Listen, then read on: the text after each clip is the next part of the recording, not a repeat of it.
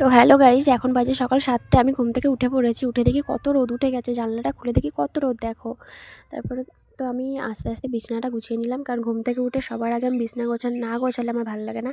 এখন বাজে ৭টা, আমি দেখাচ্ছিলাম দেখো। বিছানাটা গুছিয়ে নিলাম ভালো করে।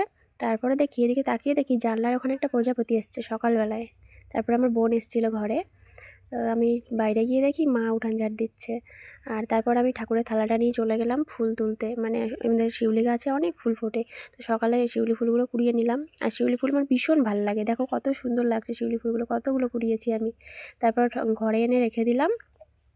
রেখে দেওয়ার পরে বাইরে গিয়ে আমি ব্রাশ কলগেট নিয়ে ব্রাশ করে নিলাম। তো তারপর মুখ হাত পা ধুয়ে নিলাম। ধুয়ে ঘরে গিয়ে মুখটা মুছে নিলাম। তারপর আমি জল খেলাম। মানে জলটা আমার সকালবেলা উঠে আগে আমার 1 গ্লাস জল খেতে হবে। জল না খেলে আমার ভাল লাগে না, এটা আমার প্রধান কাজ।